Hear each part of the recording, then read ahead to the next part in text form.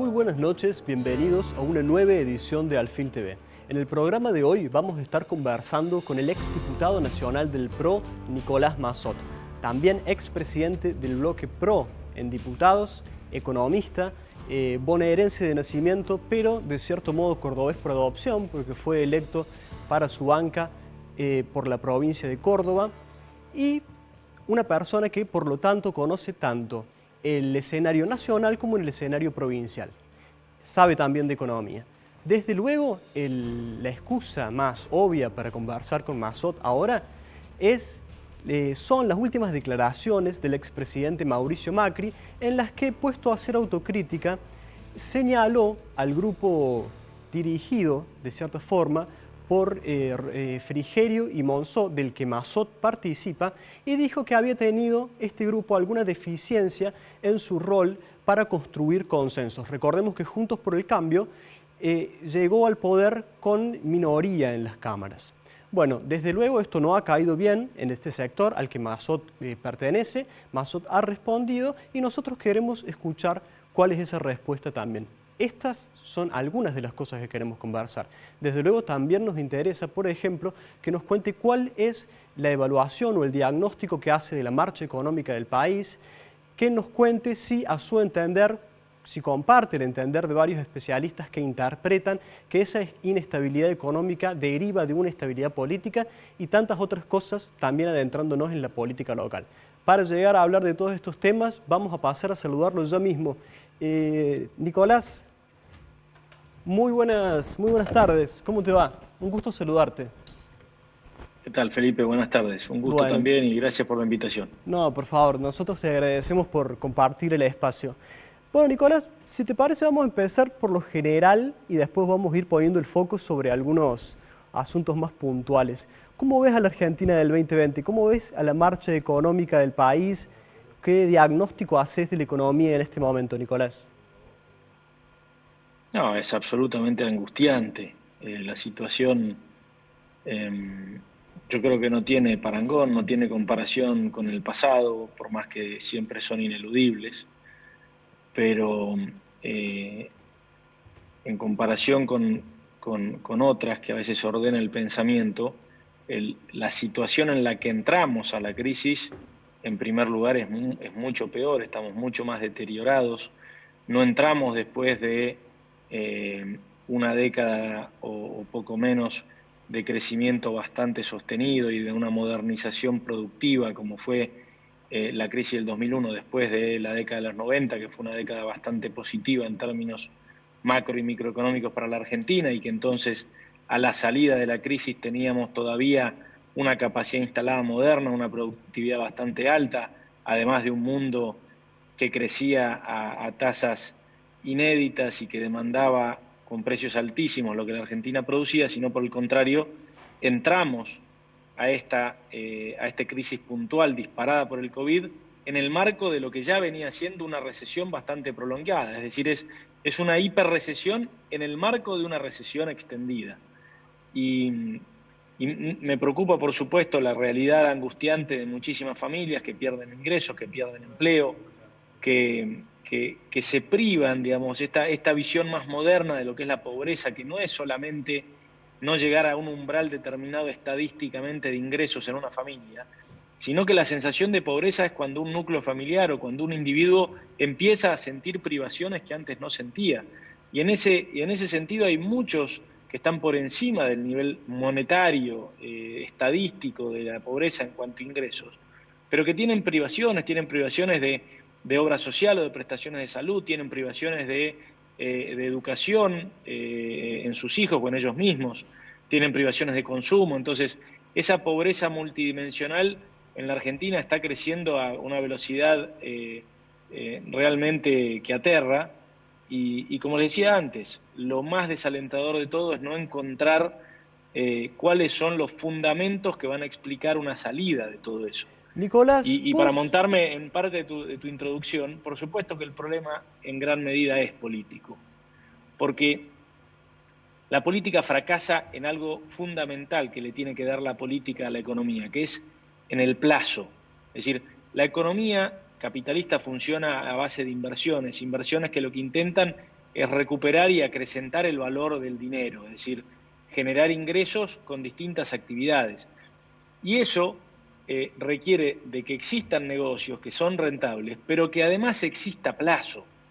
Es decir, los negocios en ninguna parte del mundo se amortizan en 1 año y medio o en 2 años como los empresarios argentinos sienten que se deben amortizar en la Argentina los negocios, porque la política es inestable. Entonces, ese es un claro ejemplo de la incidencia que tiene la política sobre la economía. Nicolás, vos nos hablás de que entonces compartís, de cierto modo, este análisis que hacen varios especialistas de que la inestabilidad económica del país deriva en buena medida de su inestabilidad política. ¿Cómo se corrige eso, Nicolás? Porque Juntos por el Cambio, cuando llegó al poder, prometía cerrar la grieta. Bueno, lejos de hacerlo, y como todas las fuerzas políticas, de cierto modo, lo utilizó en la polarización en vistas a un rédito electoral. El Frente de Todos también dijo que venía a cerrar la grieta y esto parece más lejano que nunca. ¿Cómo se cierra la grieta? Quiero tu opinión personal, pero también la opinión del sector al que representás. Mirá,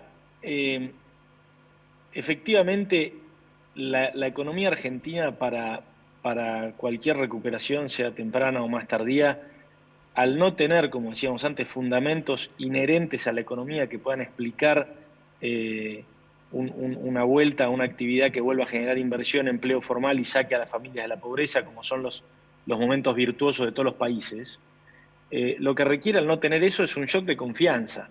Y la confianza deriva de la política, es un shock de confianza política, que se basa, digamos, apartarse de la grieta no es de poner la identidad o hacer de cuenta que somos todos parecidos o iguales cuando en realidad somos distintos y representamos cosas distintas. De poner la grieta significa encapsular esas diferencias o saber maduramente en términos políticos enfrascarlas y discutirlas apasionadamente y estar en desacuerdo y saber estar en desacuerdo sin que eso implique dinamitar la institucionalidad para aquellos acuerdos que sí necesitamos componer en conjunto y que el país requiere para precisamente lo que te decía antes, para poder pensarse a sí mismo en el largo plazo, para que todos los agentes, no solamente las grandes empresas, las pymes, los trabajadores autónomos y las familias, puedan tomar sus decisiones de vida, de consumo, de inversión, sus decisiones económicas y familiares. Para eso requerimos un proyecto común. La grieta puede, o las divisiones políticas o las adversidades políticas pueden expresarse dentro de un proyecto común. Nunca se pueden llevar puesto el proyecto común. Y eso es lo que muchos países han entendido, especialmente los países que funcionan con regímenes bipartidistas o biferentistas como el nuestro, y que nosotros insistimos en no entender. Ahí Nicolás, es donde comienza la recuperación. En el sentido de lo que vos me señalas, entonces, el camino hacia una mayor estabilidad política no es la ancha avenida del medio que trataba de personificar Massa y Alternativa Federal. Te dejo planteada la pregunta porque me avisan que tenemos que ir a un corte, pero cuando volvamos al segundo bloque me gustaría que me des tu opinión respecto de esto último. Bien. Nosotros vamos a un brevísimo corte y ya volvemos.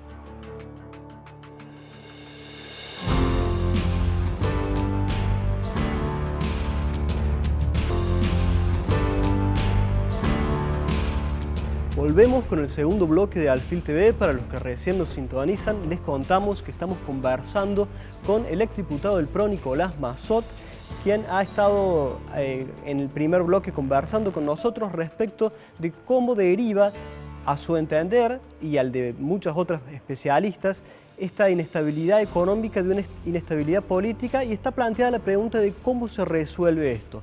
Le habíamos preguntado si él entiende que el camino es el de aquella ancha avenida del medio que planteaba Massa junto a Alternativa Federal, o si él entiende que el camino para lograr una mayor estabilidad política, que derive en una mayor estabilidad económica, es otra. Nicolás, volvemos con vos. A ver, lo que hay que entender es que el camino no reside en una estrategia electoral, que en definitiva es lo que se planteaba cuando se hablaba de la ancha avenida del medio. Esas son estrategias electorales. La Argentina está plagada en su historia de las estrategias electorales más creativas de todas. Lo que tenemos que entender es que lo que hay que modificar es la dinámica política, no la estrategia electoral. La dinámica política que se da una vez que ya hay, después de las elecciones, una delegación de poder de la sociedad y están establecidos oficialismo y oposición. Lo que tiene que cambiar es cómo percibimos al otro una vez que estamos en ejercicio de nuestras funciones. No es una estrategia para llegar a esa función lo que hay que modificar, en eso somos campeones. Lo que hay que entender es que tenemos que aprender a convivir y que ser oposición no es entorpecer, no es oponerse a todo lo que un gobierno plantea, sino que uno hace oposición respecto de determinadas iniciativas y para validar, para legitimar esa oposición en determinadas iniciativas, es importantísimo que haya acompañamiento en otras iniciativas. No todo lo que un gobierno propone puede ser tan poco deseable o tan negativo. Y también hay que entender, cuando uno es oficialismo, que este es un sistema que funciona escuchando al otro, reconociendo la legitimidad de las minorías y que no podemos con prepotencia llevarnos a los demás puestos. Entonces, lo que hay que modificar, insisto, es una dinámica política. Nada tiene que ver esto con los diseños electorales de cómo llegar al poder. Nicolás, en recientes entrevistas, el expresidente Mauricio Macri dijo que él no volvería a hablar con Alberto Fernández porque de cierto modo ha traicionado su confianza, señala él. Ustedes, por lo que me planteas vos, no están en esa posición, ustedes están predispuestos al diálogo. Es que siempre hay que estar predispuesto al diálogo, Felipe, con un gobierno, es decir, es el presidente de la nación. Él es el que más responsabilidad tiene para convocar el diálogo y a quien más hay que reprocharle si no lo hace. Del otro lado, siempre tiene que existir la predisposición al diálogo en la medida en que obviamente sea de buena fe y con honestidad intelectual, pero nosotros siempre estamos dispuestos al diálogo en la medida en que sea para la agenda de la sociedad, para la agenda de los problemas reales que tienen los argentinos hoy y no para la agenda del poder que se nos proponía hasta hace poco tiempo con expropiaciones, reforma judicial o modificación de jueces, digamos.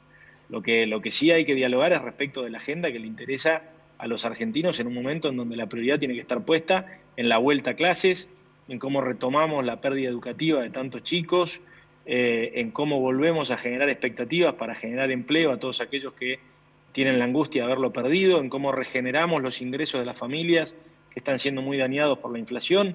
Esa es la agenda prioritaria en la cual, por supuesto, siempre vamos a estar predispuestos a dialogar. Nicolás, vos me hablas de la agenda que está definiendo el Frente de Todos en este momento. ¿Vos pensás que está errando en la agenda que pretende imponer? ¿Entendés que esta es la agenda del gobierno? ¿Entendés que, como entienden muchas personas, esta es una agenda que manifiesta más los intereses de la vicepresidenta? ¿Cuál es tu opinión al respecto? Lo que decía recién, creo que el gobierno está a tiempo de deponer o de dejar de insistir con determinados temas que dividen y que claramente para nosotros representan un límite y que tienen más que ver con preocupaciones del poder y no de la gente, y retomar una agenda en donde se encuentre con todos los sectores opositores a generar ese shock de confianza del que hablábamos antes en torno a las prioridades de la sociedad y no de los miembros del gobierno. Nicolás, veníamos hablando de las declaraciones que ha dado Mauricio Macri. En estos últimos tiempos ha dado varias entrevistas.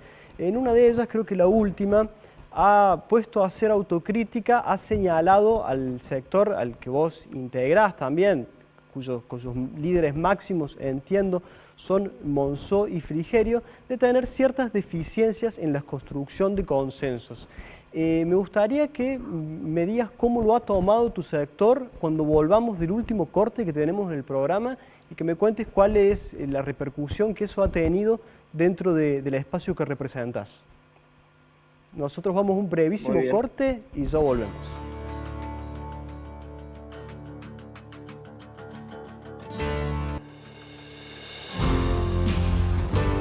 Estamos llegando ya casi al final del programa, empezamos el tercer y último bloque de Alfil TV.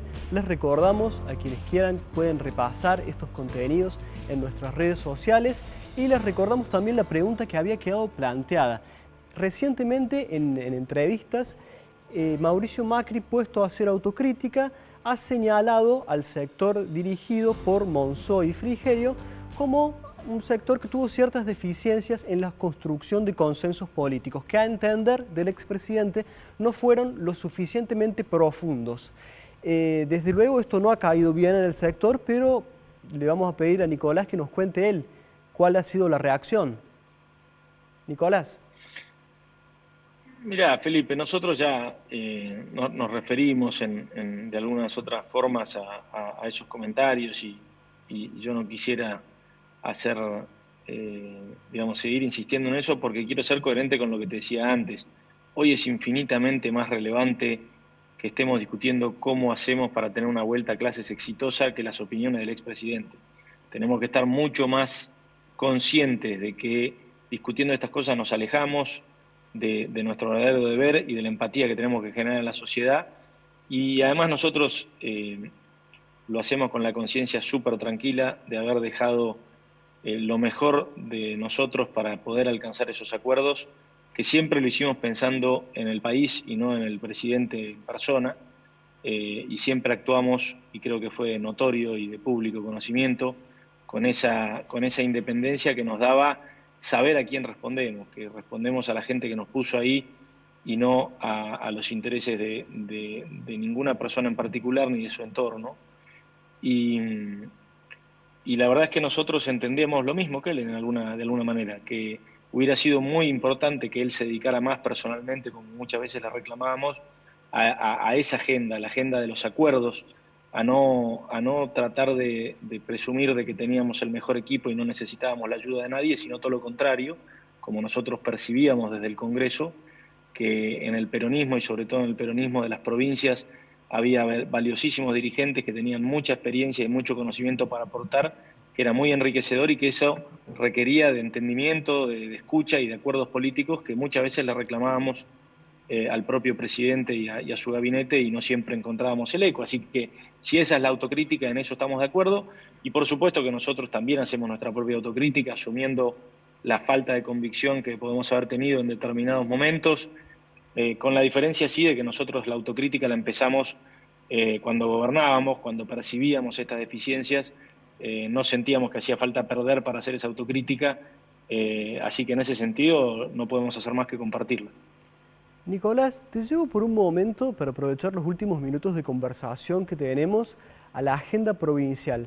En las últimas elecciones provinciales, Mauricio Macri señaló a un candidato y esto terminó trayendo serios problemas porque la Alianza en Córdoba no pudo presentar una oferta electoral unificada, terminó teniendo un resultado electoral muy malo, muy pobre.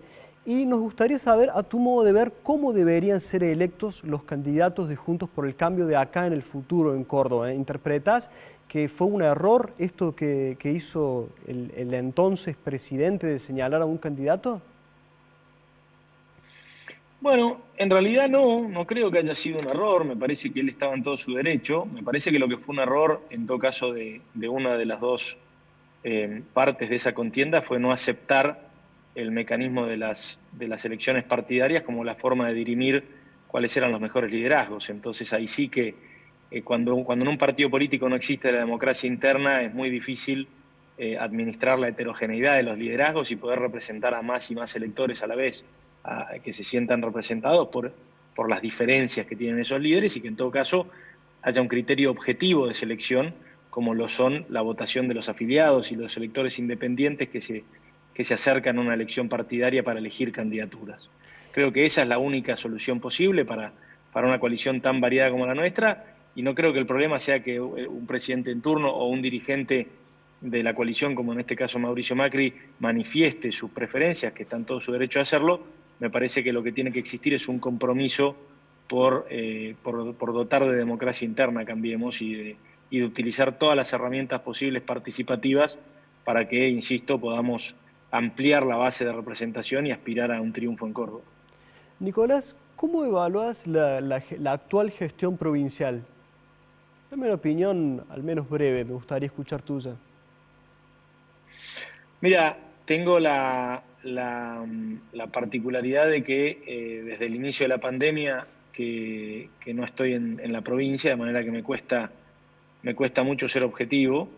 Creo sin duda que el momento es muy difícil para todos los oficialismos, es un enemigo o una problemática absolutamente desconocida, que no tiene punto de comparación que se pueda copiar, que no hay antecedentes sobre los cuales se puedan inspirar.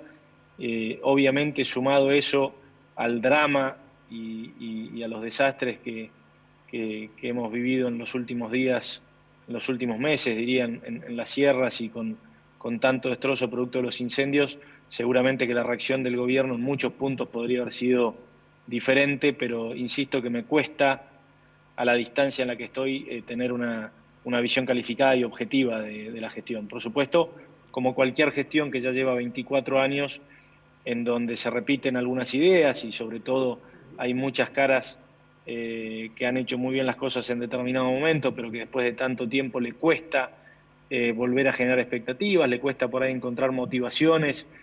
Me parece que justamente la alternancia en un régimen republicano democrático lo que busca es que cuando existe el desgaste de un gobierno que lleva tanto tiempo, aparezca una alternativa con más frescura de ideas y más frescura en sus miembros.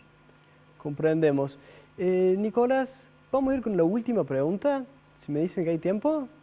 Una respuesta sintética, si pudiera ser, pero vos estuviste, como veníamos hablando al comienzo del programa, en un rol participando de un espacio que estaba muy atento a la interacción que había en la Cámara de Diputados con los gobernadores. ¿Cómo interpretás que en este momento debería ser la relación entre las provincias y particularmente Córdoba con la nación, habiendo sido una persona que estuvo en eso? Yo creo que siempre y me parece que está en la base del federalismo, los gobiernos provinciales tienen que tener una postura de defensa de sus intereses frente a las demás provincias y al gobierno federal, que se expresa sobre todo en el Congreso de la Nación. Eso nunca hay que perderlo, y creo que en Córdoba existe una tradición de eso que no abarca solamente al gobierno de Córdoba. Me parece que en muchas ocasiones los diputados que formábamos parte de la oposición dentro de la política de Córdoba, a nivel provincial, muchas veces entendimos que nuestro rol también era en defensa de la provincia, independientemente de quién gobernara, y creo que en eso los cordobeses siempre han demostrado una tradición que creo que es muy buena y que no hay que cambiar. Nicolás, te agradecemos muchísimo la participación en el programa. Sé que te hemos encontrado ahí en el auto un poco incómodo, pero te agradecemos mucho que nos hayas concedido el espacio.